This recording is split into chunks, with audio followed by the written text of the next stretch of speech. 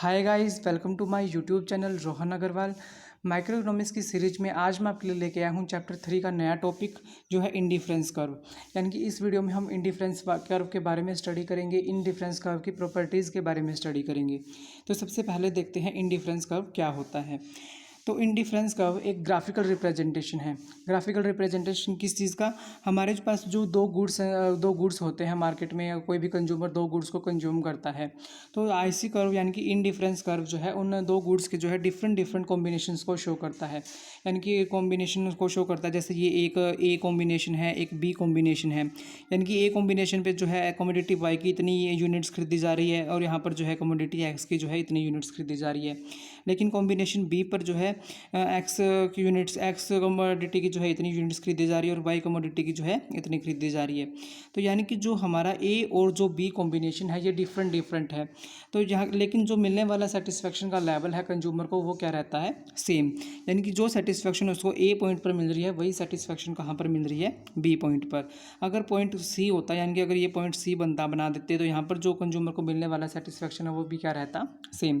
तो यानी कि इंडिफरेंस कर्व एक ग्राफिकल रिप्रेजेंटेशन है। यानी कि कंज्यूमर अगर कोई दो गुड्स को अगर कंज्यूम करता है, तो वो अलग आईसी कर्व क्या शो करता है कि डिफरेंट डिफरेंट पॉइंट्स पर वो कैसे कॉम्बिनेशंस को बना सकता है, और हर कॉम्बिनेशन से मिलने वाले सेटिस्फेक्शन कंज्यूमर के लिए क्या रहती है? सेम। और ये जो आईसी कर्व का जो स्लोप होता है वो ये जो डाउनवर्ड शिफ्टिंग क्यों होता है? Due to diminishing marginal rate of substitution.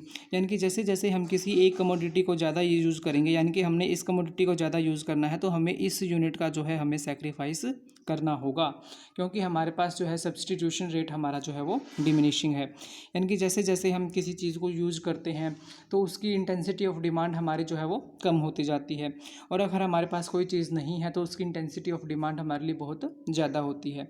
तो यहाँ पर जो है हमारे पास कमोडिटी एक्स की क्वांटिटी हमारे पास बहुत कम थी, तो हमारे पास intensity of demand commodity X की ज़्यादा थी, इसलिए हमने इस कमोडिटी एक्स की कंजम्पशन को बढ़ाया।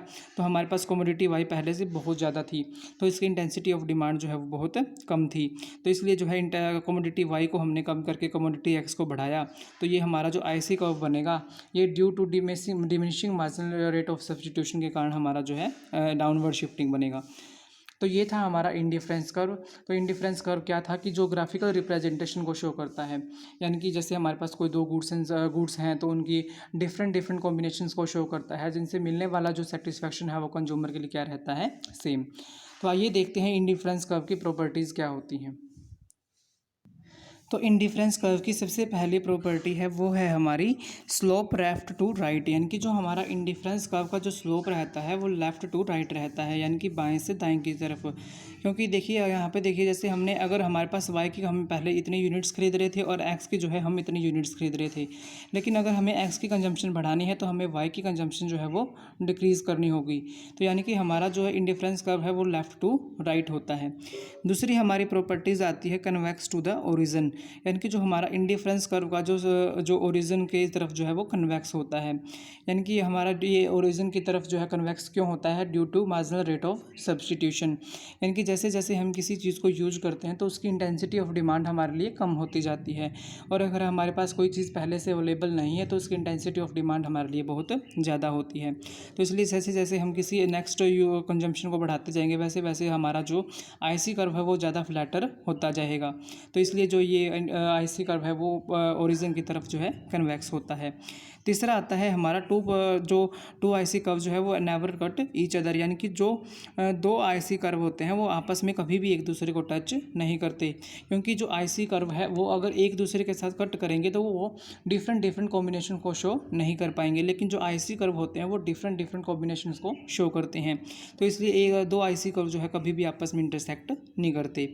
चौथा आता है हमारा never touches X axis and never touches Y axis.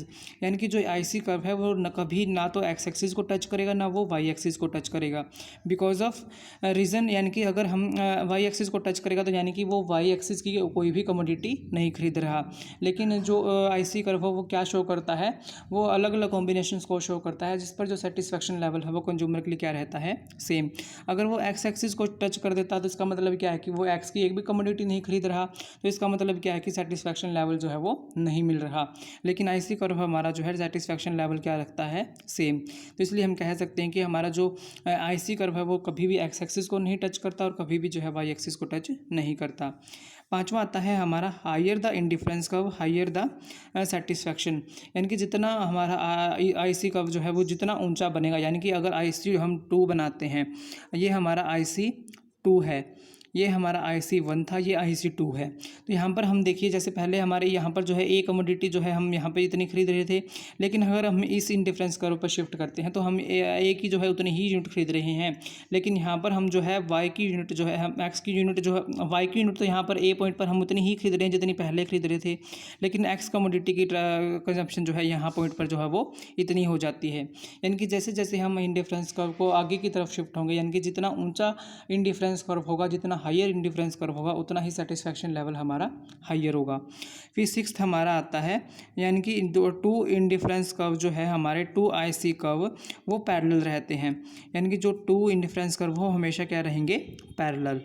तो ये थी हमारी इंडिफरेंस कर्व की 6 प्रॉपर्टीज़, हमने प्रॉपर्टीज़ के बारे में पढ़ा। तो ये था हमारा इंडिफरेंस कर्व, इसमें हमने इंडिफरेंस कर्व के बारे में पढ़ा, इंडिफरेंस कर्व की प्रॉपर्टीज़ के बारे में पढ़ा। तो अगर आपको ये वीडियो अच्छी लगी है तो वीडियो को लाइक कीजिए, वीडियो को शेयर कीजिए, चैनल को सब्सक्राइब कीजिए।